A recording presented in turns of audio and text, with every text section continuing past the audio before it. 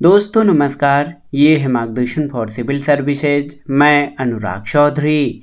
दोस्तों सभी परीक्षाओं के सामान्य ज्ञान और सामान्य अध्ययन के अंतर्गत भारतीय संविधान और राज्य व्यवस्था खंड बहुत ही महत्वपूर्ण है।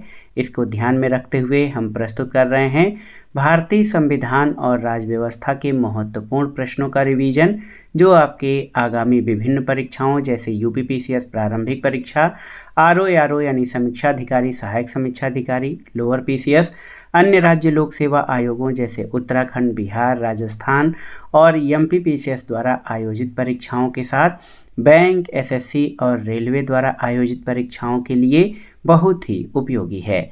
आप इन प्रश्नों को तैयार कर लीजिएगा ताकि जब ये प्रश्न आगामी परीक्षाओं में पूछे जाएं तो आप उनको सही सही अटेम्प्ट कर सकें।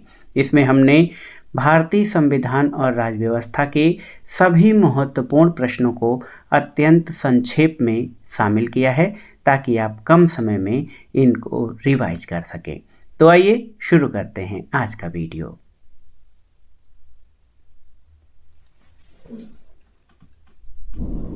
दोस्तों राष्ट्रपति जो होता है ये संघीय कार्यपालिका का प्रमुख होता है और संघीय कार्यपालिका में राष्ट्रपति, उपराष्ट्रपति, प्रधानमंत्री और मंत्रिमंडल आदि शामिल होते हैं। भारत में आप जानते हैं कि संसदीय शासन प्रणाली अपनाई गई है और इस कारण राष्ट्रपति जो होता है कार्यपालिका का नाम मात्र का प्रमुख होता है, जबकि वास्तविक शक्ति प्रधानमंत्री और उसके मंत्रिमंडल में निहित होती है। भारतीय संविधान के भाग 5 के अंतर्गत अनुच्छेद 52 से 78 तक संघीय कार्यपालिका का वर्णन किया गया है।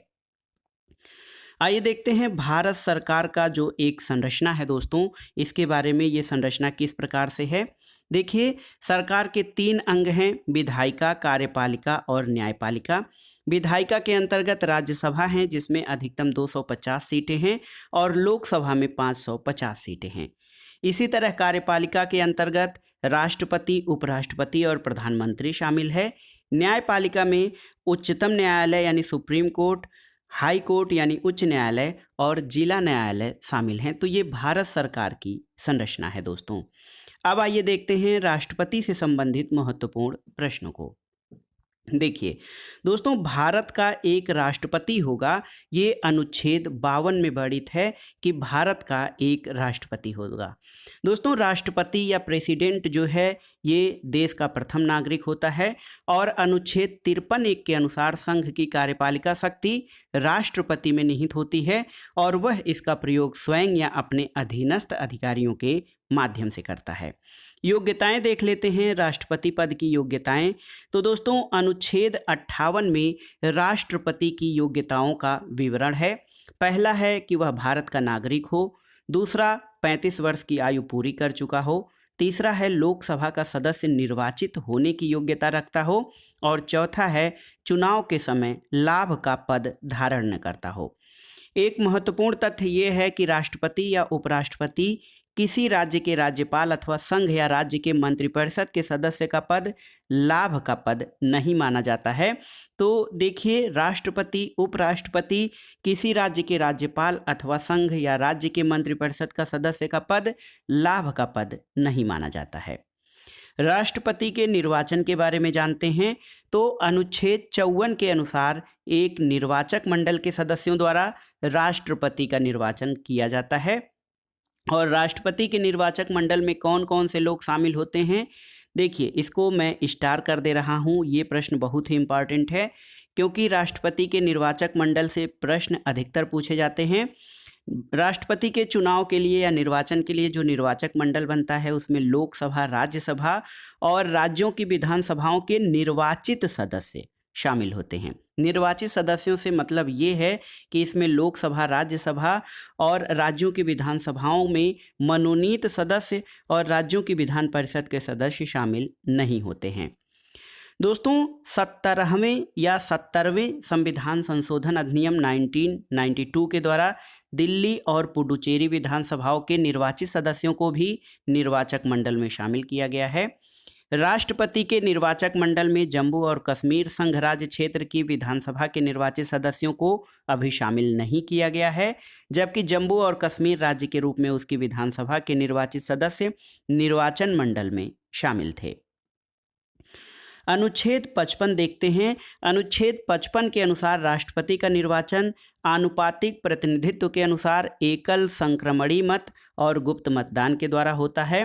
राष्ट्रपति के चुनाव के लिए नामांकन के लिए उम्मीदवार के कम से कम 50 प्रस्तावक और 50 अनुमोदक होने चाहिए। राष्ट्रपति के निर्वाचन से संबंधित विवादों का निपटारा उच्चतम न्यायालय द्वारा किया जाता है, निर्वाचन आयोग द्वारा नहीं। पदावधि देख लेते हैं दोस्तों। राष्ट्रपति की पदावधि तो अनुच्छेद 56 के तहत राष्ट्रपति की पद की अवधि 5 वर्ष है। हालांकि कार्यकाल की समाप्ति के बाद भी अपने उत्तराधिकारी के आने तक वह अपने पद पर बना रहता है। अनुच्छेद 57 के अनुसार राष्ट्रपति पुनर्निर्वाचन का पात्र है और राष्ट्रपति अपने पद का त्याग कैसे कर सकता है, तो उपराष्ट्रपति को संबोधित अपने हस्ताक्षर सहित लेख द्वारा वो अपना पद त्याग सकता है। राष्ट्रपति पद के लिए शपथ का जो प्रावधान है दोस्तों, अनुच्छेद 60 के अनुसार सर्वोच्च न्यायालय के मुख्य न्यायाधीश या उसकी अनुपस्थिति में सर्वोच्च न्यायालय के वरिष्ठतम न्यायाधीश द्वारा राष्ट्रपति को पद और गोपनीयता की शपथ दिलाई जाती है। वेतन तो राष्ट्रपति का मासिक वेतन 5 लाख रुपए है और उसका वेतन आयकर से मुक्त होता है। महाभियोग दोस्तों, अनुच्छेद 61 में राष्ट्रपति पर महाभियोग चलाने की प्रक्रिया का वर्णन किया गया है। अनुच्छेद 61 में राष्ट्रपति पर महाभियोग चलाने की प्रक्रिया है। अनुच्छेद 61(1) के तहत राष्ट्रपति पर संविधान के अतिक्रमण के आधार पर ही महाभियोग लगाया जा सकता है। केवल एक ही आधार है, वो है संविधान का अतिक्रमण, और इसी आधार पर राष्ट्रपति पर महाभियोग लगाया जा सकता है। संसद के किसी भी सदन द्वारा राष्ट्रपति पर महाभियोग का प्रस्ताव लाया जा सकता है, जिस पर उस सदन के 1/4 सदस्यों के हस्ताक्षर होने चाहिए और इसके लिए राष्ट्रपति को 14 दिन पहले लिखित सूचना दी जानी चाहिए। तो ये महत्वपूर्ण है। राष्ट्रपति पर महाभियोग चलाने का प्रस्ताव किसी भी सदन द्वारा लाया जा सकता है और उस प्रस्ताव पर उस सदन के 1/4 सदस्यों के हस्ताक्षर होने चाहिए और इसके लिए राष्ट्रपति को 14 दिन पहले लिखित सूचना दी जानी चाहिए। दोस्तों, महाभियोग संसद की एक अर्ध न्यायिक प्रक्रिया है। राष्ट्रपति के पद की रिक्ति को 6 महीने के अंदर भरना आवश्यक होता है, लेकिन यदि राष्ट्रपति उपस्थित नहीं है, बीमारी अथवा अन्य कारणों से अपने पद पर कार्य करने में असमर्थ है, तो उपराष्ट्रपति उसके पुनः पद ग्रहण करने तक कार्यवाहक राष्ट्रपति के रूप में कार्य करता है। यदि उपराष्ट्रपति का पद भी रिक्त हो तो भारत का मुख्य न्यायाधीश इस पद मुख्य न्यायाधीश रहता है और इस पद के रिक्त होने पर उच्चतम न्यायालय का वरिष्ठतम न्यायाधीश कार्यवाहक राष्ट्रपति के दायित्व का निर्वहन करता है। अब आइए देखते हैं भारत के प्रमुख राष्ट्रपति और उनका कार्यकाल। तो भारत के पहले राष्ट्रपति डॉक्टर राजेंद्र प्रसाद 26 जनवरी 1950 से 13 मई 1952। दूसरे राष्ट्रपति सर्वपल्ली राधाकृष्णन 13 मई 1962 से 13 मई 1967। डॉक्टर जाकिर हुसैन 13 मई 1967 से 3 मई 1969। वी गिरी तो 24 अगस्त 1969 से 24 अगस्त 1974। फखरुद्दीन अली अहमद 24 अगस्त 1974 से 11 फरवरी 1977। नीलम संजीव रेड्डी 25 जुलाई 1977 से 25 जुलाई 1982। ज्ञानी जैल सिंह का कार्यकाल 25 जुलाई 1982 से 25 जुलाई 1987। आर वेंकटरमण 25 जुलाई 1987 से 25 जुलाई 1992। डॉक्टर शंकर दयाल शर्मा 25 जुलाई 1992 से 25 जुलाई 1997। इसके अलावा डॉक्टर के.आर. नारायणन 25 जुलाई 1997 से 25 जुलाई 2002। ए.पी.जे. अब्दुल कलाम 25 जुलाई 2002 से 25 जुलाई 2007। प्रतिभा देवी सिंह पाटिल, देखिए, भारत की प्रथम महिला राष्ट्रपति 25 जुलाई 2007 से 25 जुलाई 2012। प्रणब मुखर्जी 25 जुलाई 2012 से 25 जुलाई 2017 और वर्तमान में श्री रामनाथ कोविंद 25 जुलाई 2017 से अब तक। दोस्तों, विशेष जानकारी है कि वाराह वेंकट गिरी वी गिरी 3 मई 1969 से 30 जुलाई 1969 तक, न्यायाधीश मोहम्मद हिदायतुल्लाह 20 जुलाई 1969 से 24 जुलाई 1969 और बी.डी. जत्ती के कार्यकाल में 11 फरवरी 1977 से 25 जुलाई 1977 तक कार्यवाहक राष्ट्रपति रहे हैं। तो कार्यवाहक राष्ट्रपति देखिए मोहम्मद हिदायतुल्लाह, ये सर्वोच्च न्यायालय के न्यायाधीश थे। इसके अलावा बी.डी. जत्ती 1977 से 1900 या 11 फरवरी 1977 से 25 जुलाई 1977 तक भारत के कार्यवाहक राष्ट्रपति रहे। डॉक्टर राजेंद्र प्रसाद भारत के पहले राष्ट्रपति हैं, आप जानते हैं, और ये लगातार दूसरी बार राष्ट्रपति पद के निर्वाचित होने वाले पहले राष्ट्रपति थे। डॉक्टर एस राधाकृष्णन लगातार 2 बार उपराष्ट्रपति और 1 बार राष्ट्रपति रहे हैं। यहाँ पर देखिए दोस्तों, वीवी गिरी के निर्वाचन के समय 2 बार मतगणना हुई थी और नीलम संजीव रेड्डी की पहली बार चुनाव में पराजय हुई थी, जबकि दूसरी बार वे निर्विरोध राष्ट्रपति चुने गए थे। तो नीलम संजीव रेड्डी निर्विरोध राष्ट्रपति चुने जाने वाले जो हैं राष्ट्रपति हैं, निर्विरोध चुने जाने वाले। भारत की पहली महिला राष्ट्रपति आप जानते हैं प्रतिभा देवी सिंह पाटिल। आइए जानते हैं राष्ट्रपति के अधिकार और शक्तियों के बारे में। कार्यकारी शक्तियां, तो दोस्तों राष्ट्रपति की कुछ कार्यकारी शक्तियां हैं जिसमें शासन संबंधी सभी कार्य राष्ट्रपति के नाम पर किए जाते हैं। वो प्रधानमंत्री से प्रशासनिक और विधायी कार्यों की सूचना मांग सकता है। अनुच्छेद 78 के तहत राष्ट्रपति को जानकारी देने आदि के संबंध में प्रधानमंत्री के कर्तव्यों का उल्लेख है। राष्ट्रपति किसी भी क्षेत्र को अनुसूचित क्षेत्र घोषित कर सकता है और राष्ट्रपति विभिन्न पदाधिकारियों की नियुक्ति करता है, जिसमें भारत के प्रधानमंत्री की सलाह पर मंत्रिपरिषद के अन्य सदस्य, सर्वोच्च न्यायालय और उच्च न्यायालयों के न्यायाधीश, भारतीय राजदूत और अन्य राजनयिक, नियंत्रक और महालेखा परीक्षक, महान्यायवादी, अंतर्राज्यीय परिषद के सदस्य, संघ क्षेत्रों के आयुक्त, भाषा आयोग के सदस्य, इसके अलावा अल्पसंख्यक आयोग के सदस्य, राज्यपाल, विभिन्न राज्यों के वित्त आयोग के अध्यक्ष, मुख्य चुनाव आयुक्त और अन्य चुनाव आयुक्त, संघ लोक सेवा के अध्यक्ष और सदस्य। तो ये जो पदाधिकारी हैं इनकी नियुक्ति राष्ट्रपति के द्वारा की जाती है। इसके बाद राष्ट्रपति की विधायी शक्तियां देखते हैं। संसद के सत्र को बुलाने, सत्रावसान करने, लोकसभा को भंग करने का अधिकार, प्रत्येक नए चुनाव के बाद प्रत्येक वर्ष संसद के प्रथम अधिवेशन को संबोधित करने का अधिकार और संसद के सदनों की संयुक्त बैठक बुलाने का अधिकार, जो कि अनुच्छेद 108 में वर्णित है, ये राष्ट्रपति के विधायी अधिकार में शामिल है। संसद द्वारा पारित विधेयक राष्ट्रपति के अनुमोदन पर ही कानून बनता है और ये भी राष्ट्रपति के विधायी अधिकारों में शामिल है। महत्वपूर्ण तथ्य ये है दोस्तों कि संसद द्वारा पारित विधेयक जब राष्ट्रपति के समक्ष प्रस्तुत किया जाता है तो 3 स्थितियां बनती हैं। वह विधेयक को स्वीकृति देता है, वह विधेयक पर अपनी स्थिति स्पष्ट न करते हुए अपने पास ही रख लेता है, इसे राष्ट्रपति का पॉकेट वीटो कहा जाता है, और वह विधेयक को धन विधेयक न होने पर पुनर्विचार के लिए संसद को लौटा देता है। यदि संसद विधेयक को संशोधन या बिना संशोधन के पुनः पारित कर राष्ट्रपति की सहमति के लिए प्रस्तुत करती है तो राष्ट्रपति अनुमति देने के लिए बाध्य होता है। 1986 में राष्ट्रपति ज्ञानी जैल सिंह द्वारा भारतीय डाक संशोधन विधेयक के संदर्भ में पॉकेट वीटो या जेबी वीटो का प्रयोग किया गया था। ये प्रश्न कई बार पूछा जाता है। और नए राज्यों के निर्माण, सीमा परिवर्तन आदि से संबंधित विधेयक, धन विधेयक, संचित निधि से व्यय से संबंधित विधेयक आदि राष्ट्रपति की पूर्व अनुमति से ही सदन में पेश किए जाते हैं। तो देखिए, नए राज्यों के निर्माण, सीमा परिवर्तन और धन विधेयक तथा संचित निधि से व्यय संबंधी विधेयक ये राष्ट्रपति की पूर्व अनुमति से ही सदन में पेश किए जाते हैं। इसके अलावा राष्ट्रपति की विधायी शक्तियों में ये है कि राष्ट्रपति कला, विज्ञान, साहित्य, समाज सेवा में विशेष अनुभव और ज्ञान रखने वाले व्यक्तियों में से 12 सदस्यों को राज्यसभा में मनोनीत करता है। अनुच्छेद 80 के तहत ये व्यवस्था वर्णित है।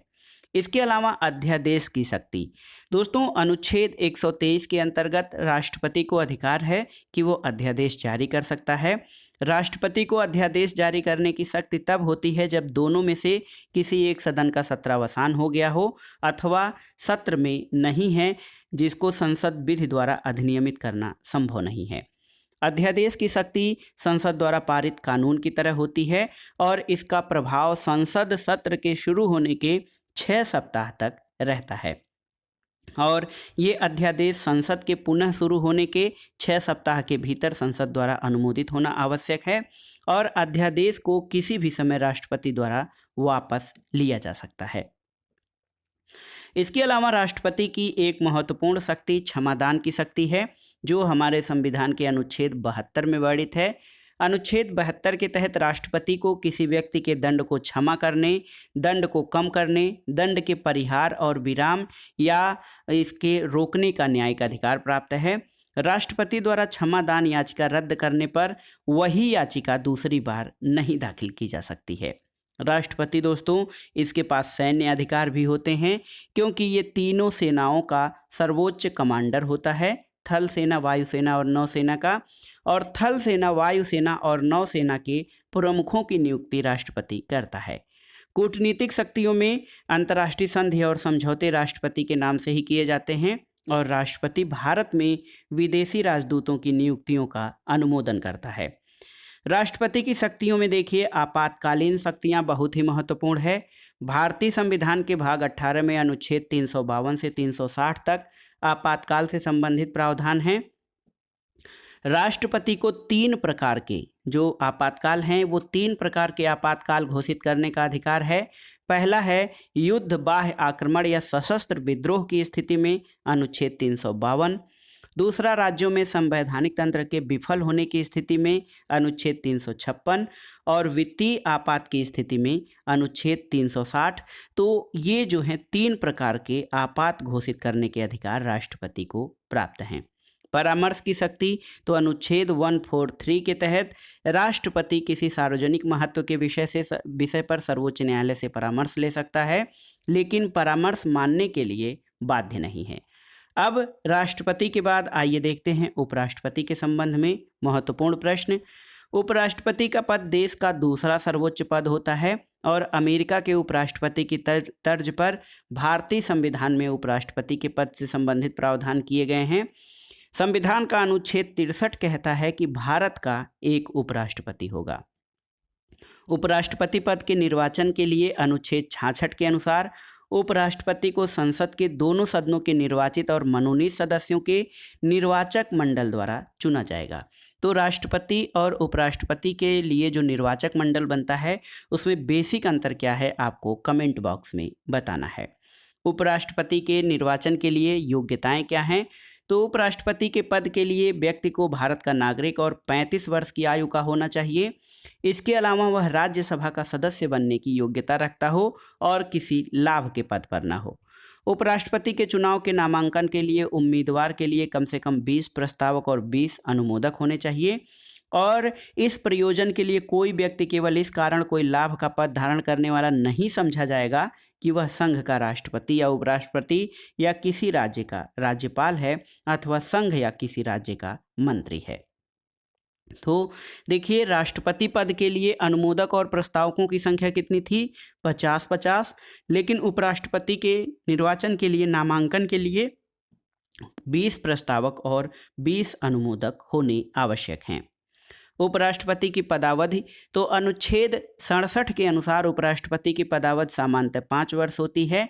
वह इससे पूर्व किसी भी समय अपना त्यागपत्र राष्ट्रपति को दे सकता है और उपराष्ट्रपति को राज्यसभा के तत्कालीन कुल सदस्यों के बहुमत द्वारा संकल्प पारित कर हटाया जा सकता है और इसके लिए लोकसभा की सहमति आवश्यक है। दोस्तों, इसके लिए 14 दिन पूर्व उपराष्ट्रपति को लिखित सूचना देना जरूरी है। शपथ, तो अनुच्छेद 69 के अनुसार उपराष्ट्रपति को उसके पद की शपथ राष्ट्रपति अथवा राष्ट्रपति द्वारा नियुक्त व्यक्ति के द्वारा दिलवाया जाता है। उपराष्ट्रपति का वेतन, तो उपराष्ट्रपति का वेतन राज्यसभा के सभापति का वेतन और भत्ता प्रदान किया जाता है। राज्यसभा के सभापति का वेतन वर्तमान में 4 लाख रुपए प्रतिमास है। जिस अवधि के दौरान उपराष्ट्रपति राष्ट्रपति के रूप में कार्य करता है, उस दौरान वह राज्यसभा के सभापति को दिए जाने वाले वेतन या भत्ते का हकदार नहीं होगा। उस दौरान उसे राष्ट्रपति का वेतन प्राप्त होता है। शक्तियां और कार्य, तो देखिए, उपराष्ट्रपति राज्यसभा का पदेन सभापति होता है अनुच्छेद 64 और 89 के द्वारा। उपराष्ट्रपति राज्यसभा का सदस्य नहीं होता है, इसलिए किसी विषय पर उसे मत देने का अधिकार नहीं होता है, लेकिन बराबर मतों की स्थिति में वो निर्णायक मत देता है। जब राष्ट्रपति का पद उसके त्यागपत्र, निष्कासन, मृत्यु या अन्य कारणों से खाली होता है तो उपराष्ट्रपति कार्यवाहक राष्ट्रपति के रूप में कार्य करता है। आइए देखते हैं भारत के उपराष्ट्रपति और उनका कार्यकाल। तो भारत के प्रथम उपराष्ट्रपति डॉक्टर सर्वपल्ली राधाकृष्णन रहे 1952 से 1962। तो इनका पहला कार्यकाल 1952 से 57 और दूसरा 1957 से 1962 था। जाकिर हुसैन दूसरे उपराष्ट्रपति रहे 1962 से 67। वी गिरी 1967 से 1969। गोपाल स्वरूप पाठक 1969 से 1974। डी जत्ती 1974 से 1979। न्यायमूर्ति हिदायतुल्ला 1979 से 1984 और आर वेंकटरमण। दोस्तों आर वेंकटरमण 1984 से 1987। डॉक्टर शंकर दयाल शर्मा 1987 से 1992। के आर नारायणन 1992 से 1997। कृष्णकांत 1997 से 2002। भैरव सिंह शेखावत 2002 से 2007 और हामिद अंसारी 2007 से 2017, यानी 2 कार्यकाल के लिए 2007 से 12 और 2012 से 2017, तथा वर्तमान में वेंकैया नायडू 11 अगस्त 2017 से अब तक भारत के उपराष्ट्रपति हैं। कार्यवाहक राष्ट्रपति के रूप में कितने समय के लिए उपराष्ट्रपति काम करता है? तो अधिकतम 6 महीने की अवधि तक, और 6 महीने की अवधि के अंदर राष्ट्रपति का चुनाव आवश्यक है। जब वह कार्यवाहक राष्ट्रपति होगा तो उस दौरान राज्यसभा के सभापति के रूप में कार्य नहीं कर सकता है। एक महत्वपूर्ण तथ्य ये दोस्तों कि राष्ट्रपति और उपराष्ट्रपति के चुनाव से संबंधित कोई विवाद होता है तो विवादों का अंतिम निपटारा सर्वोच्च न्यायालय द्वारा होता है। निर्वाचक मंडल अपूर्ण होने की स्थिति में इसके चुनाव को चुनौती नहीं दी जा सकती। अब आइए देखते हैं प्रधानमंत्री और मंत्रिपरिषद, जो कि संघीय कार्यपालिका के अनुसार जो है वास्तविक कार्यपालिका है। भारतीय संविधान के तहत लोकतंत्र की संसदीय शासन प्रणाली को अपनाया गया है और इस व्यवस्था के अनुसार राष्ट्रपति नाम मात्र का कार्यपालिका प्रधान होता है, जबकि वास्तविक शक्तियां प्रधानमंत्री में होती हैं। अनुच्छेद 74 के अनुसार राष्ट्रपति की सहायता और सलाह देने के लिए एक मंत्रिपरिषद होगी, जिसका प्रधानमंत्री होता है। राष्ट्रपति अपने कृत्यों के प्रयोग करने में इनकी सलाह के अनुसार कार्य करेगा। सामान्यतः राष्ट्रपति जो है वो लोकसभा में बहुमत प्राप्त दल के नेता को प्रधानमंत्री नियुक्त करता है और अनुच्छेद 75(1) के अनुसार प्रधानमंत्री की नियुक्ति राष्ट्रपति करता है और प्रधानमंत्री की सलाह पर वह अन्य मंत्रियों की नियुक्ति करता है। प्रधानमंत्री समेत सभी मंत्रियों को राष्ट्रपति द्वारा पद और गोपनीयता की शपथ दिलाई जा सकती है। यहाँ पर देखिए, इस बच्चे के मन में एक प्रश्न आ रहा है कि क्या निर्वाचक मंडल के अपूर्ण रहने पर राष्ट्रपति के चुनाव को चुनौती दी जा सकती है? तो बिल्कुल नहीं। अनुच्छेद 75(3) बहुत ही महत्वपूर्ण है। इसके अनुसार मंत्रिपरिषद सामूहिक रूप से लोकसभा के प्रति उत्तरदायी होती है। और देखिए, यदि लोकसभा में मंत्रिपरिषद के खिलाफ अविश्वास प्रस्ताव पारित हो जाता है तो संपूर्ण मंत्रिमंडल को त्यागपत्र देना पड़ता है। लेटेस्ट संशोधनों में 91वां संविधान संशोधन 91st अमेंडमेंट जो है 2003, इसके द्वारा ये प्रावधान किया गया है कि मंत्रिपरिषद में मंत्रियों की कुल संख्या प्रधानमंत्री को शामिल करके लोकसभा के कुल सदस्यों की संख्या के 15% से अधिक नहीं हो सकती है और ये 91वां संविधान संशोधन 2003 के द्वारा किया गया प्रावधान है। आइए देख लेते हैं प्रधानमंत्री और उनका कार्यकाल। जवाहरलाल नेहरू भारत के प्रथम प्रधानमंत्री रहे। इनका कार्यकाल 15 अगस्त 1947 से 27 मई 1964।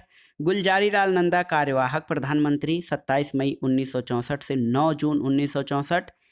लाल बहादुर शास्त्री 9 जून 1964 से 11 जनवरी 1966। गुलजारीलाल नंदा फिर 1966 से 24 जनवरी 1966 तक, यानी 11 से 24 जनवरी 1966 तक कार्यवाहक प्रधानमंत्री रहे। इंदिरा गांधी 24 जनवरी 1966 से 24 मार्च 1977 तक प्रधानमंत्री रहीं। मोरारजी देसाई 24 मार्च 1977 से 28 जुलाई 1979। चरण सिंह 28 जुलाई 1979 से 14 जनवरी 1980 और इंदिरा गांधी फिर दोबारा 1980 से 31 अक्टूबर 1984 तक भारत की प्रधानमंत्री रहीं। इसके बाद राजीव गांधी 31 अक्टूबर 1984 से 2 दिसंबर 1989।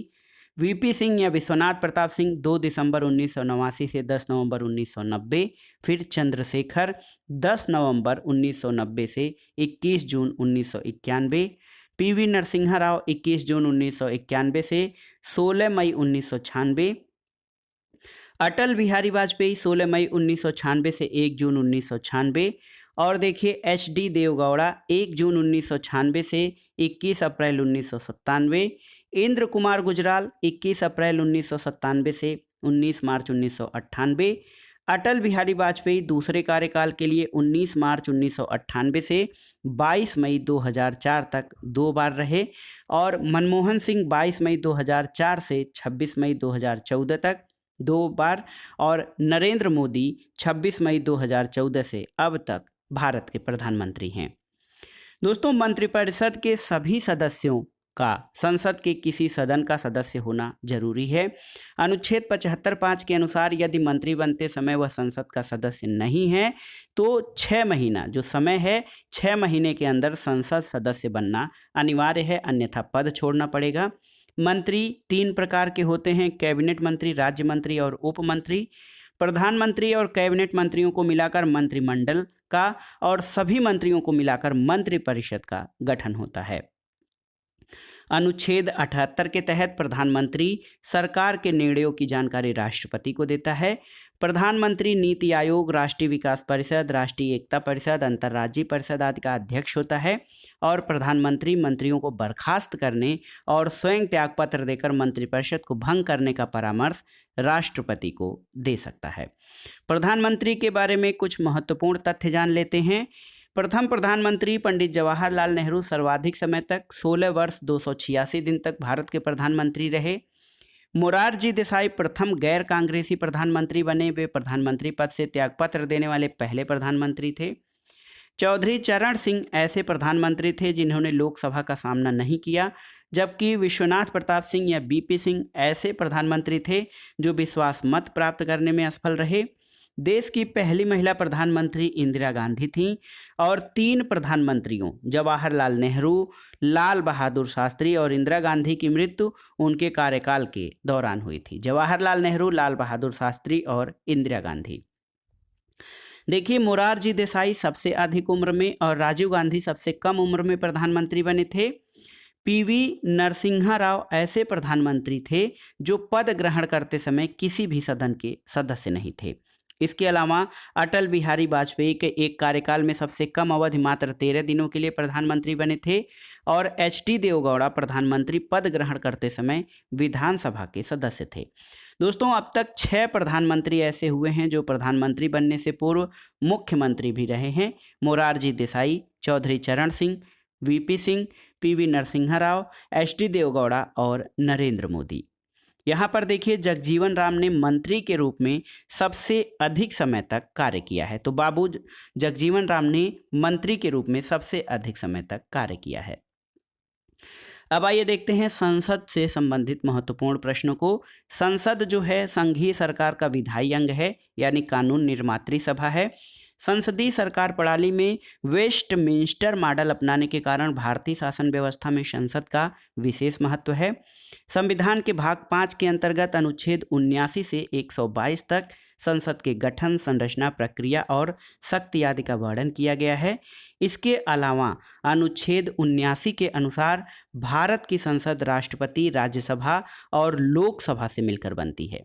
तो भारत की संसद का निर्माण लोकसभा, राज्यसभा और राष्ट्रपति से मिलकर होता है। अनुच्छेद 79 के अनुसार संसद में 2 सदन होते हैं, उच्च सदन को राज्यसभा और निम्न सदन को लोकसभा कहा जाता है। राष्ट्रपति संसद के किसी भी सदन का सदस्य नहीं होता है, लेकिन वो संसद का अभिन्न अंग है। ऐसा इसलिए है क्योंकि संसद द्वारा पारित कोई भी विधेयक तब तक कानून नहीं बनता जब तक राष्ट्रपति उसे अपनी स्वीकृति नहीं देता है। इसलिए राष्ट्रपति संसद के किसी भी सदन का सदस्य नहीं होने के बावजूद संसद का अभिन्न अंग कहा जाता है। राज्यसभा के बारे में जो प्रमुख प्रावधान हैं उनको देखते हैं। राज्यसभा की संरचना का उल्लेख अनुच्छेद 80 में किया गया है। राज्यसभा की अधिकतम संख्या 250 निर्धारित है। इसमें से 238 सदस्य राज्यों से और संघ राज्यों से अप्रत्यक्ष रूप से निर्वाचित होते हैं, जबकि 12 सदस्य जो हैं राष्ट्रपति द्वारा विज्ञान, कला, समाज सेवा आदि के क्षेत्र में जो ख्यातिलब्ध लोग होते हैं वो मनोनीत किए जाते हैं। और जो इन 12 सदस्यों के मनोनयन का उल्लेख अनुच्छेद 80(1) में किया गया है। आइए देखते हैं राज्यसभा में सदस्यों की संख्या।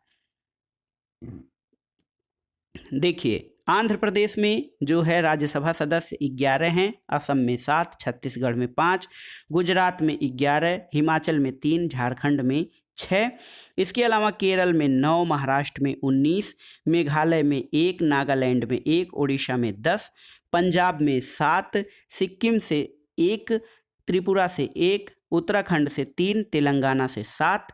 इसके अलावा यहाँ पर देखिए अरुणाचल प्रदेश से केवल 1 राज्यसभा सदस्य, बिहार से 16, गोवा से 1, हरियाणा से 5, जम्मू कश्मीर से 4, कर्नाटक से 12, मध्य प्रदेश से 11, मणिपुर से 1, देखिए मणिपुर से 1, मिजोरम से 1, दिल्ली से 3, पुडुचेरी से 1, राजस्थान से 10, तमिलनाडु से 18, सर्वाधिक राज्यसभा सदस्य उत्तर प्रदेश से 31 और पश्चिम बंगाल से 16।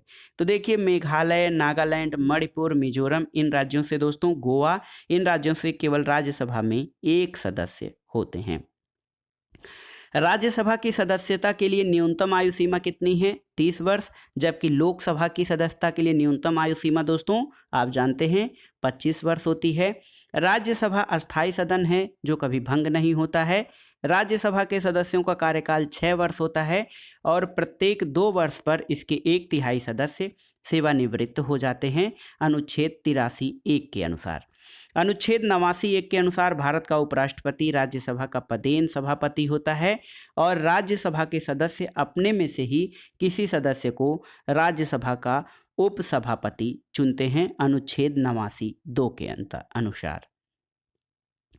यहाँ पर आइए देखते हैं दोस्तों, संसद में जो है सरकारी कार्य या संसद में जो प्रश्नकाल, शून्यकाल या ये जो समय होता है वो किस प्रकार से होता है, उसकी टाइमिंग क्या है। तो देखिए 11 बजे से लेकर सुबह 11 AM से 12 PM तक प्रश्नकाल यानी क्वेश्चन आवर होता है। 12 बजे से 1 बजे तक का समयकाल ये शून्यकाल या 0 आवर होता है। 1 से 2 PM ये लंच का समय होता है। इसके अलावा 2 से 3 PM, देखिए 2 से 3 बजे तक का जो समय होता है, 3 से 4 बजे और 4 से 5 बजे यानी 2 से 5 बजे तक ये राज्यसभा का जो कार्यकाल नियत होता है। लोकसभा में 2 से 6 बजे सरकारी कार्य और विधायी कार्य किए जाते हैं, जबकि राज्यसभा में 2 से 5 बजे तक, लोकसभा में 2 से 6 बजे तक। इसमें जो है 2 से 6 बजे तक लोकसभा में सरकारी कार्य और विधायी कार्य, और इसी प्रकार 2 से 5 बजे तक राज्यसभा में विधि निर्माण और विधेयकों से संबंधित जो है पारित करने के कार्य किया जाता है। वर्तमान में राज्यसभा के उपसभापति कौन हैं? हरिवंश नारायण सिंह। और अनुच्छेद 90 में उपसभापति का पद रिक्त होने पर पद त्यागने और पद से हटाए जाने का उल्लेख है, और यदि वह राज्यसभा सदस्य नहीं रहता है तो पद त्याग कर देगा। उपराष्ट्रपति सभापति को या संबोधित अपने हस्ताक्षर सहित लेख द्वारा किसी भी समय पद त्याग कर सकता है, और राज्यसभा द्वारा उपसभापति को पद से हटाने की सूचना 14 दिन पूर्व देते हुए तत्कालीन समस्त सदस्यों के बहुमत द्वारा इस आशय का प्रस्ताव पारित करके हटाया जा सकता है। अनुच्छेद 92 के अनुसार जब सभापति या उपसभापति को पद से हटाने का कोई संकल्प विचाराधीन हो तो वो पीठासीन नहीं होगा। अब आइए देखते हैं राज्यसभा की विशेष शक्तियाँ।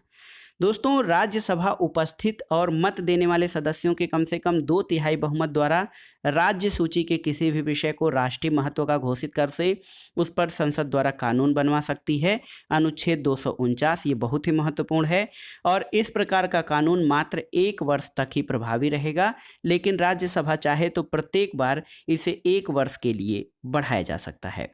इसके अलावा राज्यसभा की शक्तियों में अखिल भारतीय सेवा यानी ऑल इंडिया सर्विसेज के सृजन का अधिकार ये मात्र राज्यसभा को ही प्राप्त है। राज्यसभा अनुच्छेद 312 के अंतर्गत 2/3 बहुमत द्वारा अखिल भारतीय सेवा का सृजन कर सकती है, और लोकसभा द्वारा पारित धन विधेयक राज्यसभा में 14 दिनों के लिए आता है। यदि 14 दिन के भीतर विधेयक वापस नहीं किया जाता तो उसे पारित समझा जाता है और राज्यसभा उसमें किसी भी प्रकार का संशोधन नहीं कर सकती है। दोस्तों, राज्यसभा का गठन कब किया गया था? तो 3 अप्रैल 1952 को किया गया था और इसकी पहली बैठक 13 मई 1952 को हुई थी। राष्ट्रपति वर्ष में कम से कम 2 बार राज्यसभा का अधिवेशन बुलाता है और इन अधिवेशनों में 6 माह से अधिक का अंतर नहीं होना चाहिए। राज्यसभा के बाद आइए देखते हैं लोकसभा। लोकसभा की संरचना का उल्लेख अनुच्छेद 81 में है। लोकसभा संसद का निम्न सदन होता है। इसकी अधिकतम संख्या 530 प्लस 20 यानी 550 निर्धारित की गई है। दोस्तों, 104वें संविधान संशोधन अधिनियम 2019 के द्वारा अनुच्छेद 334 में संशोधन करके लोकसभा और राज्य विधानसभाओं में अनुसूचित जातियों और अनुसूचित जनजातियों के लिए स्थानों के आरक्षण को 10 वर्ष और यानी 25 जनवरी 2030 तक के लिए बढ़ा दिया गया है और लोकसभा और विधानसभाओं में नाम निर्देशन द्वारा आंग्ल भारतीय समुदाय के प्रतिनिधित्व को जो 2 सदस्यों का मनोनयन किया जाता था उसको 25 जनवरी 2020 से समाप्त कर दिया गया है। अनुच्छेद 81(1) के अनुसार अनुच्छेद 331 के उपबंधों के अधीन रहते हुए लोकसभा राज्यों में प्रादेशिक निर्वाचन क्षेत्रों से प्रत्यक्ष निर्वाचन द्वारा चुने गए 530 से अनधिक सदस्यों और संघ राज्य क्षेत्रों का प्रतिनिधित्व करने के लिए ऐसी रीति से जो संसद विधि द्वारा उपबंधित करे 20 से अनधिक सदस्यों से मिलकर बनेगी। यानी लोकसभा में राज्यों से 530 और केंद्र राज्य या केंद्र शासित प्रदेशों से 20 से अधिक सदस्य नहीं हो सकते। दोस्तों, 84वां संविधान संशोधन 2001 इस प्रावधान के अनुसार वर्ष 2026 तक लोकसभा और विधानसभा की सीटों में कोई परिवर्तन नहीं किया जाएगा। वर्तमान में लोकसभा सदस्यों की संख्या 543 है। इनमें 524 राज्यों से और 19 केंद्र शासित प्रदेशों से हैं। लोकसभा में अनुसूचित जातियों के लिए 84 सीटें और अनुसूचित जनजाति के लिए 47 यानी 47 सीटें आरक्षित हैं अनुच्छेद 330 के तहत। अब आइए देखते हैं विभिन्न राज्यों में लोकसभा सदस्यों की संख्या। आंध्र प्रदेश में 25 लोकसभा सदस्य, अरुणाचल प्रदेश से 2, असम से 14, बिहार से 40, छत्तीसगढ़ 11, गुजरात में जो है गुजरात राज्य से लोकसभा सदस्यों की संख्या 26 है, गोवा में 2, हिमाचल प्रदेश में 4 और हरियाणा में 10, झारखंड में 14, जम्मू कश्मीर में 5, केरल में 20, कर्नाटक में 28 और मेघालय में 2 लोकसभा सदस्य हैं। इसके अलावा दोस्तों देखिए महाराष्ट्र में आपके 48, महाराष्ट्र में 48, मणिपुर में 2, मध्य प्रदेश में 29, मिजोरम में 1, नागालैंड में 1, उड़ीसा से 21, पंजाब से 13, राजस्थान से 25, सिक्किम से 1, तेलंगाना में 17, तमिलनाडु में 39, त्रिपुरा में 2, उत्तर प्रदेश में सर्वाधिक लोकसभा सदस्य 80, इसके बाद उत्तराखंड में 5, पश्चिम बंगाल में 42, अंडमान निकोबार द्वीप समूह में 1, दिल्ली राष्ट्रीय राजधानी क्षेत्र दिल्ली में 7, इसके अलावा दादरा नगर हवेली में 2, चंडीगढ़ में 1, दमन और दीव तथा पुडुचेरी मिलाकर 1, इसके अलावा लक्षद्वीप 1 और लद्दाख से 1 लोकसभा सदस्य हैं।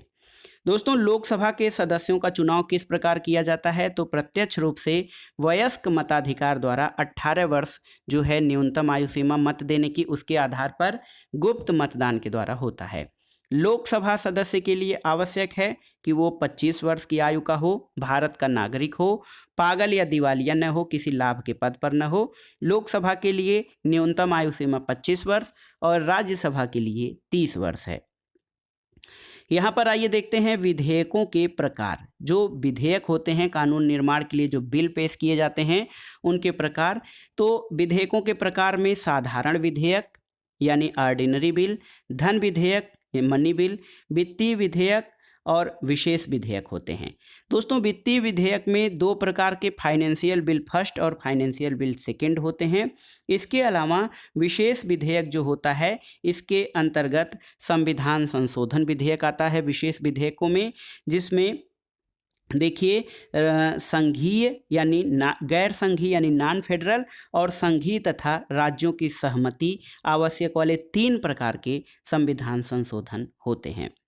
दोस्तों लोकसभा जो है राज्यसभा की तरह अस्थाई नहीं बल्कि एक अस्थाई सदन है जिसे कभी भी प्रधानमंत्री की सलाह पर राष्ट्रपति द्वारा भंग किया जा सकता है। लोकसभा का कार्यकाल सामान्यतः 5 वर्ष होता है। आपातकाल के समय संसद विधि द्वारा लोकसभा के कार्यकाल में वृद्धि कर सकती है जो 1 वर्ष से अधिक नहीं हो सकता। और मंत्रिपरिषद लोकसभा के प्रति सामूहिक रूप से उत्तरदायी होती है। लोकसभा में कोरम या गणपूर्ति कितना होता है तो कुल सदस्य संख्या का 1/10 यानी वर्तमान में 55 सदस्य लोकसभा में गणपूर्ति है। अब लोकसभा अध्यक्ष और उपाध्यक्ष के बारे में देखते हैं। अनुच्छेद 93 के अनुसार लोकसभा अपने सदस्यों में से एक अध्यक्ष और एक उपाध्यक्ष का चुनाव करती है। लोकसभा के अध्यक्ष और उपाध्यक्ष लोकसभा के सदस्य के रूप में शपथ लेते हैं, न कि अध्यक्ष और उपाध्यक्ष के रूप में। अध्यक्ष उपाध्यक्ष अध्यक्ष को अपना त्यागपत्र दे सकता है।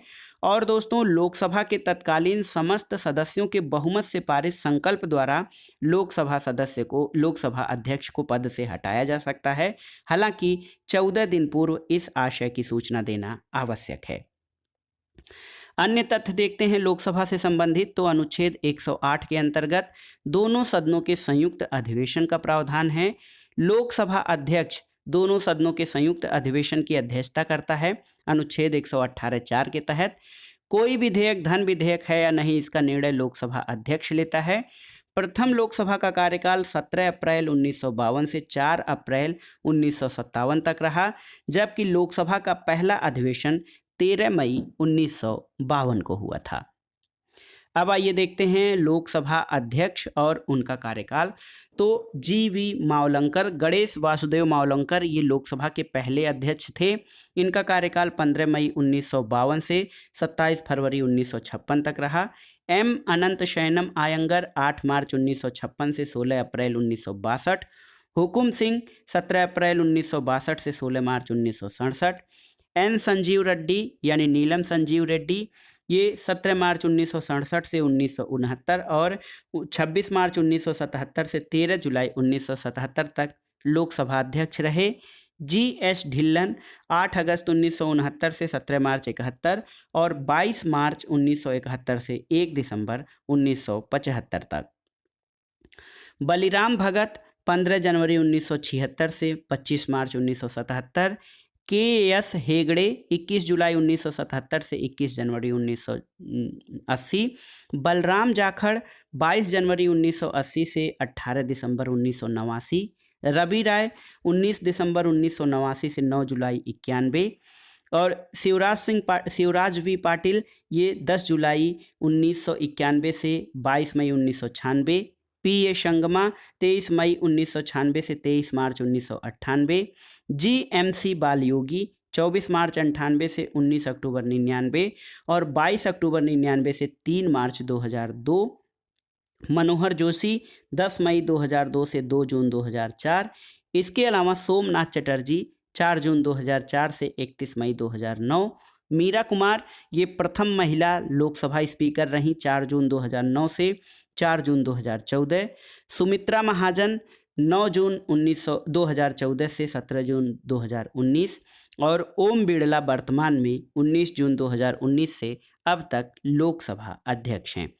प्रथम लोकसभा अध्यक्ष GV मावलंकर और उपाध्यक्ष M अनंत शयनम आयंगर थे। पहली महिला लोकसभा अध्यक्ष श्रीमती मीरा कुमार थीं। और दोस्तों सबसे अधिक मतदाताओं वाला लोकसभा क्षेत्र कौन सा है? मल्काजगिरी तेलंगाना। और सबसे कम मतदाताओं वाला लोकसभा क्षेत्र लक्षद्वीप है। इसके अलावा क्षेत्रफल की दृष्टि से देखा जाए तो सबसे बड़ा लोकसभा क्षेत्र लद्दाख और सबसे छोटा चांदनी चौक दिल्ली है। अब आइए देखते हैं संसद की वित्तीय समितियों के बारे में, क्योंकि यहाँ से प्रश्न जरूर पूछे जाते हैं। पहला है लोक लेखा समिति यानी पब्लिक अकाउंट कमेटी। तो इसमें कुल सदस्यों की संख्या 22 होती है, जिसमें 15 सदस्य लोकसभा और 7 सदस्य राज्यसभा से लिए जाते हैं। इस समिति के अध्यक्ष को लोकसभा अध्यक्ष द्वारा नियुक्त किया जाता है और लोक लेखा समिति के सदस्यों का या लोक लेखा समिति का कार्यकाल 1 वर्ष होता है और लोक लेखा समिति को प्राक्कलन समिति की जुड़वा बहन के रूप में भी जाना जाता है। प्राक्कलन समिति, तो प्राक्कलन समिति में कुल 30 सदस्य होते हैं जो कि लोकसभा से लिए जाते हैं। इनका कार्यकाल 1 वर्ष होता है। इसमें राज्यसभा के सदस्यों को शामिल नहीं किया जाता है और इसका अध्यक्ष लोकसभा अध्यक्ष द्वारा नियुक्त किया जाता है। प्राक्कलन समिति या एस्टीमेट कमेटी जो होती है ये सरकारी खर्चे में कमी लाने सहित विषयों पर रिपोर्ट देती है। इसके अलावा सार्वजनिक उपक्रम समिति के सदस्यों की संख्या 22 है, जिसमें 15 सदस्य लोकसभा और 7 राज्यसभा से लिए जाते हैं। समिति के अध्यक्ष को लोकसभा अध्यक्ष नियुक्त करते हैं और कोई भी मंत्री सार्वजनिक उपक्रम समिति का सदस्य नहीं हो सकता है। प्रमुख शब्दावलियां देख लेते हैं संसदीय प्रणाली में।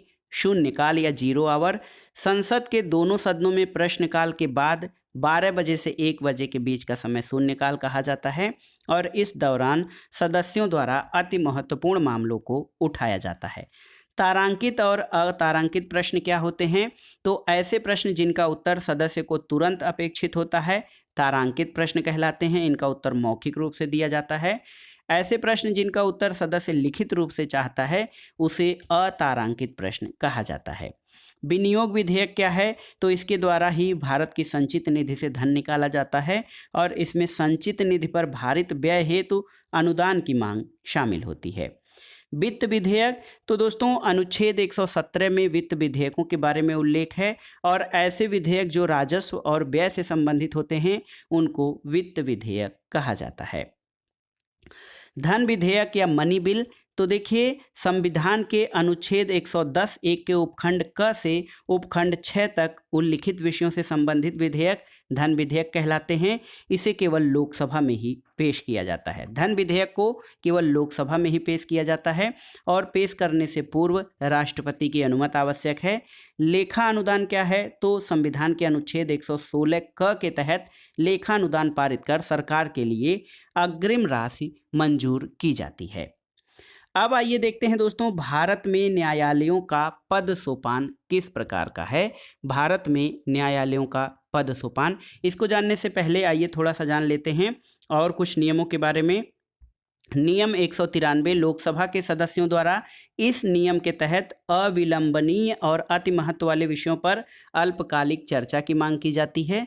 इसके अलावा गणपूर्त या कोरम जो होता है सदन की बैठकों में, आप जानते हैं गणपूर्त या कोरम आवश्यक होता है और ये कुल सदस्य संख्या का 1/10वां भाग होता है। 1/10 भाग यानी गणपूर्ति पूरा न होने पे बैठक स्थगित कर दी जाती है। संविधान में संशोधन, तो दोस्तों भारतीय संविधान के अनुच्छेद 368 के तहत संविधान में संशोधन से संबंधित जो है 2 प्रक्रियाओं का उल्लेख किया गया है। एक है विशेष बहुमत द्वारा। तो ये संशोधन कैसे होता है? संसद के प्रत्येक सदन द्वारा कुल सदस्यों के बहुमत तथा उपस्थित और मतदान करने वाले सदस्यों के 2/3 बहुमत से पारित विधेयक ये विशेष बहुमत कहलाता है। संसद का विशेष बहुमत और राज्यों के विधानमंडलों की स्वीकृति से संशोधन क्या होता है? तो संसद के दोनों सदनों के विशेष बहुमत और राज्यों के विधानमंडलों के आधे से अधिक की स्वीकृति से राष्ट्रपति का निर्वाचन, संघ की कार्यपालिका शक्ति का विस्तार, संघीय न्यायपालिका और उच्च न्यायालय से संबंधित विषयों को इसके तहत संशोधन किया जाता है। महत्वपूर्ण तथ्य जान लेते हैं दोस्तों। उपर्युक्त प्रक्रियाओं के अतिरिक्त संसद संविधान के कुछ उपबंधों को विधान बनाने के लिए सामान्य प्रक्रिया यानी साधारण बहुमत के द्वारा बदल सकती है, लेकिन इसे संविधान का संशोधन नहीं समझा जाएगा। जैसे नए राज्यों का निर्माण, उनके राज्य क्षेत्र सीमा और नाम में परिवर्तन, ये संविधान का संशोधन नहीं बल्कि सामान्य संशोधन या साधारण बहुमत द्वारा संशोधन कहा जाता है। आइए देखते हैं उच्चतम न्यायालय से संबंधित महत्वपूर्ण प्रश्नों को। देखिए भारतीय संविधान के भाग 5 में अनुच्छेद 124 से 147 तक उच्चतम न्यायालय के गठन, स्वतंत्रता, न्याय क्षेत्र, शक्तियों आदि का उल्लेख है। भारत में एकीकृत न्याय व्यवस्था की स्थापना की गई है जिसमें शीर्ष स्थान पर सुप्रीम कोर्ट यानी उच्चतम न्यायालय और उसके अधीन कई उच्च न्यायालय हैं। एक उच्च न्यायालय के अधीन अधीनस्थ न्यायालयों की कई श्रेणियां भी विद्यमान हैं। तो आइए सबसे पहले उच्चतम न्यायालय के गठन के बारे में जानते हैं। देखिए, उच्चतम न्यायालय के गठन के अंतर्गत देखेंगे कि उच्चतम न्यायालय जो है अनुच्छेद 124 के तहत उच्चतम न्यायालय की स्थापना और गठन संबंधी प्रावधान है और उच्चतम न्यायालय में एक मुख्य न्यायाधीश और 30 अन्य न्यायाधीश यानी कुल मिलाकर 31 न्यायाधीश वर्तमान में हैं होते थे। अब लेकिन वर्तमान में अगर जो आप बात करेंगे उच्चतम न्यायालय में न्यायाधीशों की संख्या को, तो उच्चतम न्यायालय में न्यायाधीशों की संख्या को संशोधन अधिनियम उच्चतम न्यायालय संशोधन अधिनियम 2019 के द्वारा न्यायाधीशों की संख्या 30 से बढ़ाकर 33 कर दी गई है। यानी एक आपके मुख्य न्यायाधीश और 33 अन्य न्यायाधीश हो गए हैं। अब यहाँ पर देखिए दोस्तों, जो हमारे उच्च न्यायालय या भारत में न्यायालयों का पद सोपान जो है वो किस प्रकार का है। न्यायालयों का पद सोपान आइए देख लेते हैं। यहाँ पर देखिए शीर्ष न्यायालय, शीर्ष न्यायालय क्या है आपका, ये है आपका सर्वोच्च न्यायालय। सर्वोच्च न्यायालय यानी शीर्ष न्यायालय हमारा सर्वोच्च न्यायालय शीर्ष न्यायालय होता है। उच्च न्यायालय, तो उच्च न्यायालय जो है हाई कोर्ट, इसको हम शार्ट में लिख रहे हैं हाई कोर्ट, राज्य स्तर के न्यायालय होते हैं। इसके बाद उच्च न्यायालयों के स्तर पर उच्च न्यायालयों से नीचे क्या होते हैं, महानगरीय न्यायालय, लेबर कोर्ट, फैमिली कोर्ट, जिला और सत्र न्यायालय। इसके अलावा दोस्तों महानगरीय न्यायालयों में city civil court, session court होते हैं और क्रिमिनल कोर्ट होते हैं। इसके अलावा दोस्तों देखिए जिला और सेशन कोर्ट जिला स्तर पर, जिसमें सिविल और क्रिमिनल स्तर के न्यायालय होते हैं, जिला न्यायालय और सेशन कोर्ट। विशेष अधिकरण यानी कुछ विशेष अधिकरण भी व्यवस्था की गई है, स्पेशल ट्रिब्यूनल। इसमें कैट, आयकर, वाहन दुर्घटना दावा, सहकारिता, किराया नियंत्रण, राष्ट्रीय हरित अधिकरण, ये सब विशेष अधिकरणों में शामिल हैं। तो देखिए दोस्तों, उच्चतम न्यायालय में एक मुख्य न्यायाधीश और 30 अन्य न्यायाधीशों की व्यवस्था थी पहले, लेकिन उच्चतम न्यायालय में न्यायाधीशों की संख्या संशोधन अधिनियम 2019 के द्वारा अब इनकी संख्या 30 से बढ़ाकर 33 कर दी गई है। तो एक मुख्य न्यायाधीश और 33 न्यायाधीश। उच्चतम न्यायालय के न्यायाधीशों की पदावधि कितनी होती है। देखिए, उच्चतम न्यायालय का न्यायाधीश बनने के लिए न्यूनतम आयु सीमा निर्धारित नहीं की गई है। हालांकि अवकाश ग्रहण करने की जो आयु सीमा है वो 65 वर्ष है। अवकाश प्राप्ति के बाद उच्चतम न्यायालय के न्यायाधीश भारत में किसी भी न्यायालय या किसी भी अधिकारी के सामने वकालत नहीं कर सकते हैं।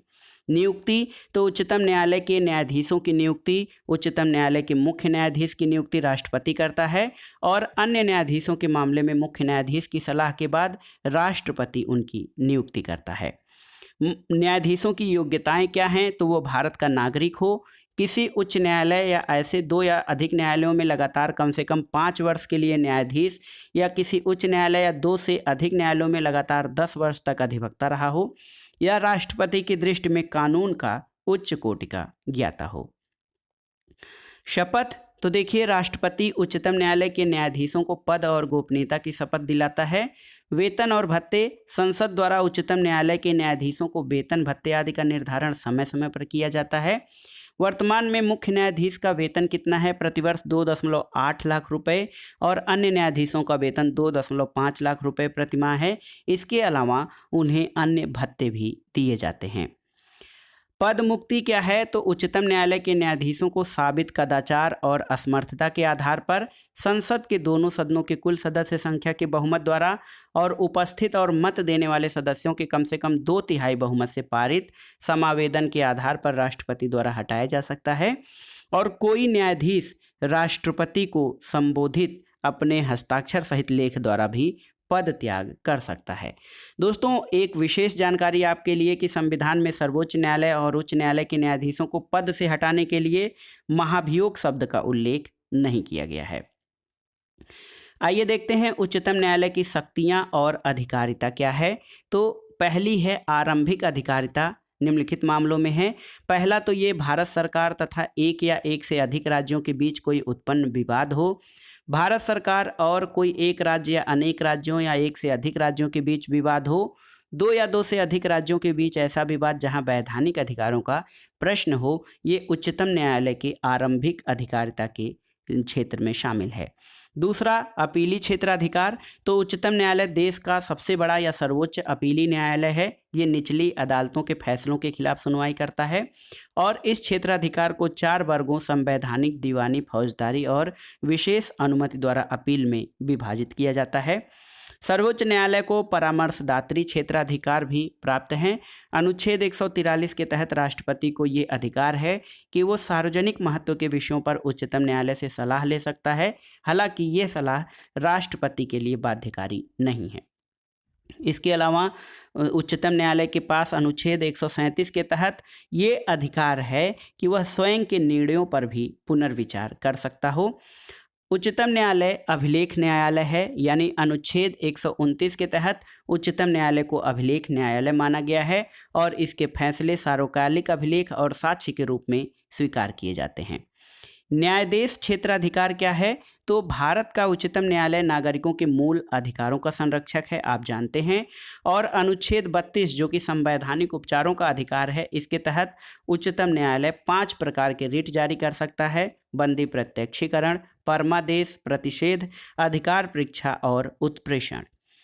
दोस्तों, न्याय क्षेत्र न्यायाधीश क्षेत्राधिकार के संदर्भ में उच्चतम न्यायालय मात्र मूल अधिकारों के क्रियान्वयन के संबंध में रिट जारी करता है। देखिए, न्यायाधीश क्षेत्राधिकार जो उच्चतम न्यायालय का है, उसके संदर्भ में उच्चतम न्यायालय केवल मूल अधिकारों के क्रियान्वयन के संबंध में रिट या आदेश जारी करता है, जबकि उच्च न्यायालय केवल मूल अधिकारों के लिए न्यायादेश जारी करता है।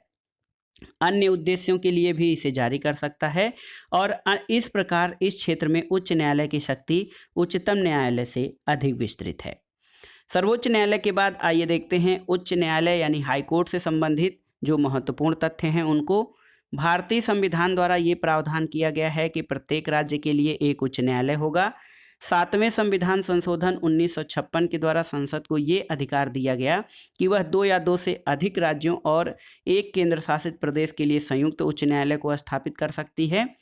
दोस्तों, संविधान के भाग 6 में अनुच्छेद 214 से 231 तक राज्यों के उच्च न्यायालयों के गठन, क्षेत्राधिकार, शक्तियों आदि के बारे में प्रावधान उल्लिखित हैं और अनुच्छेद 214 के अनुसार प्रत्येक राज्य के लिए एक उच्च न्यायालय होगा। अनुच्छेद 231 के अनुसार संसद विधि द्वारा 2 या 2 से अधिक राज्यों और किसी संघ शासित प्रदेश के लिए एक ही उच्च न्यायालय स्थापित कर सकती है। आइए देखते हैं भारत के प्रमुख उच्च न्यायालय, उनकी स्थापना, अधिकारिता क्षेत्र और मुख्य पीठ के बारे में। पहला है इलाहाबाद उच्च न्यायालय। इसकी स्थापना 1866 में हुई थी। इसका अधिकारिता क्षेत्र संपूर्ण उत्तर प्रदेश में है। मुख्य पीठ प्रयागराज में और इसकी जो खंड पीठ है वो लखनऊ में है। आंध्र प्रदेश उच्च न्यायालय 1 जनवरी 2019 को गठित किया गया। आंध्र प्रदेश अधिकारिता क्षेत्र में आता है। मुख्य पीठ अमरावती में है। बॉम्बे हाईकोर्ट 1862 में स्थापित किया गया था। महाराष्ट्र, गोवा, दादरा और नगर हवेली और दमन और दीव इसके अधिकारिता क्षेत्र में आते हैं। इसकी मुख्य पीठ बॉम्बे में है। नागपुर, पणजी और औरंगाबाद में खंड पीठ है। कलकत्ता उच्च न्यायालय 1862 में इसकी स्थापना की गई। पश्चिम बंगाल और अंडमान निकोबार इसकी अधिकारिता में आते हैं। कलकत्ता में मुख्य कोर्ट है और इसकी सर्किट बेंच पोर्ट ब्लेयर में है। छत्तीसगढ़ उच्च न्यायालय 2000 में स्थापित किया गया। छत्तीसगढ़ इसकी अधिकारिता में है और बिलासपुर में इसकी मुख्य पीठ है। दिल्ली उच्च न्यायालय 1966 में दिल्ली में है और दिल्ली में इसकी मुख्य पीठ भी है। गुवाहाटी उच्च न्यायालय 1948 में असम, नागालैंड, मिजोरम और अरुणाचल प्रदेश इसके अधिकारिता में आते हैं। मुख्य पीठ गुवाहाटी में है और खंड पीठ कोहिमा, आइजोल और ईटानगर में है। गुजरात उच्च न्यायालय 1960 में स्थापित किया गया। संपूर्ण गुजरात इसकी अधिकारिता में आता है। अहमदाबाद में गुजरात हाईकोर्ट स्थित है। हिमाचल प्रदेश हाईकोर्ट 1971 में हिमाचल प्रदेश अधिकारिता और शिमला में इसकी मुख्य पीठ है। जम्मू और कश्मीर उच्च न्यायालय ये 1928 में स्थापित किया गया था। जम्मू कश्मीर और लद्दाख इसके क्षेत्र में अधिकारिता में आते हैं। श्रीनगर और जम्मू में इसकी पीठ है। झारखंड उच्च न्यायालय आप जानते हैं 2000 में स्थापित किया गया था, जब झारखंड राज्य की स्थापना हुई थी। झारखंड इसकी अधिकारिता में आता है और झारखंड उच्च न्यायालय रांची में स्थित है। कर्नाटक उच्च न्यायालय 1884 में स्थापित हुआ था। कर्नाटक में जो है कर्नाटक राज्य इसकी अधिकारिता में आता है। मुख्य पीठ बेंगलुरु में है और खंडपीठ धारवाड़ और गुलबर्गा में है। केरल उच्च न्यायालय की स्थापना 1956 में की गई। केरल और लक्षद्वीप इसके अधिकारिता में आते हैं। इसकी पीठ एर्नाकुलम में है। मध्य प्रदेश उच्च न्यायालय 1956 में स्थापित हुआ था। मध्य प्रदेश अधिकारिता में है और जबलपुर में इसकी मुख्य पीठ और ग्वालियर और इंदौर में खंडपीठ हैं। मद्रास उच्च न्यायालय 1862 में, तमिलनाडु और पुडुचेरी राज्य इसके अधिकारिता में आते हैं। चेन्नई में मुख्य पीठ और खंडपीठ मदुरई में है। ओडिशा उच्च न्यायालय, दोस्तों ओडिशा उच्च न्यायालय इसकी स्थापना 1948 में की गई थी। ओडिशा राज्य इसकी अधिकारिता में आता है। कटक में ये स्थित है। पटना उच्च न्यायालय 1916 में, बिहार राज्य इसकी अधिकारिता में है, पटना में स्थित है। पंजाब और हरियाणा उच्च न्यायालय की स्थापना 1966 में की गई। पंजाब, हरियाणा और केंद्र शासित प्रदेश चंडीगढ़ इसकी अधिकारिता के अंतर्गत आते हैं और पंजाब हरियाणा हाईकोर्ट चंडीगढ़ में स्थित है। राजस्थान हाईकोर्ट 1949 में स्थापित किया गया। राजस्थान राज्य अधिकारिता में है। जोधपुर में इसकी मुख्य पीठ और खंडपीठ जयपुर में है। सिक्किम उच्च न्यायालय 1975 में स्थापित किया गया। सिक्किम राज्य इसकी अधिकारिता में आता है। ये गंगटोक में स्थित है। उत्तराखंड उच्च न्यायालय 2000 में स्थापित किया गया। उत्तराखंड राज्य इसकी अधिकारिता में है। नैनीताल में ये हाईकोर्ट स्थित है। मेघालय मार्च 2013 में मेघालय उच्च न्यायालय की स्थापना हुई। मेघालय राज्य इसकी अधिकारिता में है और ये शिलांग में स्थित है। दोस्तों मणिपुर देखिए, मेघालय, मणिपुर और त्रिपुरा ये तीनों उच्च न्यायालय ये दोस्तों 2013 में स्थापित किए गए थे। मणिपुर जो है उच्च न्यायालय इसके अंतर्गत मणिपुर अधिकारिता में आता है, इम्फाल में स्थित है। त्रिपुरा उच्च न्यायालय की स्थापना मार्च 2013 में की गई थी। त्रिपुरा इसके अधिकारिता क्षेत्र में आता है, ये अगरतला में है। और तेलंगाना उच्च न्यायालय 1 जनवरी 2019 को स्थापित किया गया। तेलंगाना राज्य इसके अधिकार क्षेत्र में है और तेलंगाना हाईकोर्ट की मुख्य पीठ हैदराबाद में स्थित है। तो ये थे भारत के प्रमुख उच्च न्यायालय और उनकी स्थापना तथा अधिकारिता। दोस्तों प्रत्येक उच्च न्यायालय के मुख्य न्यायाधीश और अन्य न्यायाधीशों की नियुक्ति राष्ट्रपति करता है। सुप्रीम कोर्ट और हाई कोर्ट के जो भी न्यायाधीश हैं उनकी नियुक्ति राष्ट्रपति के द्वारा की जाती है। उच्च न्यायालय के मुख्य न्यायाधीश की नियुक्ति राष्ट्रपति द्वारा, भारत के मुख्य न्यायाधीश और संबंधित राज्य के राज्यपाल से परामर्श के बाद की जाती है और अन्य न्यायाधीशों की नियुक्ति के समय संबंधित उच्च न्यायालय के मुख्य न्यायाधीश से परामर्श लिया जाता है। अलग अलग उच्च न्यायालयों में न्यायाधीशों की संख्या अलग अलग होती है और राष्ट्रपति कार्य की आवश्यकता अनुसार समय समय पर इनकी संख्या निर्धारित करते हैं। दोस्तों उच्च न्यायालय के न्यायाधीशों को संबंधित राज्य के राज्यपाल शपथ दिलाते हैं। उच्च न्यायालय के न्यायाधीशों को संबंधित राज्य के राज्यपाल शपथ दिलाते हैं। उच्च न्यायालय के न्यायाधीशों की सेवानिवृत्ति की अधिकतम आयु सीमा 62 वर्ष है। इससे पूर्व भी वे राष्ट्रपति को संबोधित करके अपना त्यागपत्र दे सकते हैं। उच्च न्यायालय के न्यायाधीशों को उसी प्रक्रिया से मुक्त किया जा सकता है जैसे कि उच्चतम न्यायालय के न्यायाधीशों को पदमुक्त किया जाता है। अनुच्छेद 215 के अनुसार प्रत्येक उच्च न्यायालय एक अभिलेख न्यायालय होता है और उच्च न्यायालय के मुख्य न्यायाधीश को 2.5 लाख और अन्य न्यायाधीशों को 2,25,000 रुपये मासिक वेतन मिलता है।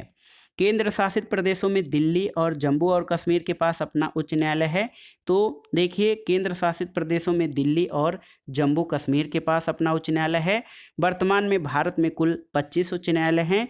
1862 में सबसे पहले तत्कालीन कलकत्ता, बम्बई और मद्रास में उच्च न्यायालयों की स्थापना हुई थी। उच्च न्यायालय की शक्तियां देख लेते हैं। दोस्तों उच्च न्यायालय की शक्तियों में ये है कि प्रारंभिक क्षेत्राधिकार के तहत संसद सदस्यों और राज्य विधानमंडल सदस्यों के निर्वाचन संबंधी विवादों का निपटारा, नागरिकों के मूल अधिकारों का प्रवर्तन, संविधान की व्याख्या के संबंध में अधीनस्थ न्यायालयों से स्थानांतरित मामले, अधिकारिता का मामला, वसीयत, विवाह, तलाक, कानून, कंपनी तथा न्यायालय की अवमानना आदि उच्च न्यायालय के प्रारंभिक क्षेत्राधिकार में आते हैं। अपीलीय क्षेत्राधिकार के अंतर्गत उच्च न्यायालय एक अपीली न्यायालय है। यहाँ अधीनस्थ न्यायालयों के आदेशों के विरुद्ध अपील की जा सकती है। ये दीवानी और फौजदारी मामलों में भी यहाँ अपील की जा सकती है। दोस्तों, जिस प्रकार अनुच्छेद 32 के तहत सुप्रीम कोर्ट को नागरिकों के मौलिक अधिकारों को रिट जारी करने का अधिकार है, उसी प्रकार अनुच्छेद 226 के तहत नागरिकों के मौलिक अधिकारों की रक्षा के लिए उच्च न्यायालय को रिट जारी करने का अधिकार है। उच्च न्यायालय अपने अधीनस्थ न्यायालयों पर नियंत्रण बनाए रखता है और पर्यवेक्षण या निरीक्षण की शक्ति के क्षेत्र में उच्च न्यायालय को व्यापक शक्तियां प्राप्त है। इसमें प्रशासनिक पर्यवेक्षण के साथ न्यायिक पर्यवेक्षण भी शामिल है। तो दोस्तों, ये था आज का वीडियो जिसमें आपने भारतीय संविधान और राज्य व्यवस्था से संबंधित महत्वपूर्ण प्रश्नों को देखा, जो विभिन्न राज्यों की राज्य सेवा परीक्षा जैसे यूपीपीसीएस, एमपीपीसीएस, बीपीएससी और इसके अलावा विभिन्न अध्यापक परीक्षाओं जो कि राजनीति विज्ञान और नागरिक शास्त्र से आयोजित होती हैं, जीआईसी प्रवक्ता, गवर्नमेंट डिग्री कॉलेज, उच्चतर शिक्षा असिस्टेंट प्रोफेसर और नेट जेआरएफ राजनीति विज्ञान आदि परीक्षाओं के लिए बहुत ही उपयोगी है। ये इस वीडियो का दूसरा भाग था इस श्रृंखला का, भारतीय राज्य व्यवस्था का। इसका तीसरा भाग हम कल प्रस्तुत करेंगे। तो इस तरह से आप मात्र 3 वीडियो में संपूर्ण भारतीय राज्य व्यवस्था या इंडियन पॉलिटी के सभी महत्वपूर्ण प्रश्नों को 3 वीडियो में ही कवर कर सकते हैं और आसानी से इसको रिवाइज भी कर सकते हैं। वीडियो आपको कैसा लगा हमें कमेंट बॉक्स में ज़रूर बताइएगा। वीडियो को लाइक करें, शेयर करें और इस चैनल मार्गदर्शन फॉर सिविल सर्विसेज को सब्सक्राइब करें। वीडियो देखने के लिए धन्यवाद दोस्तों। नमस्कार।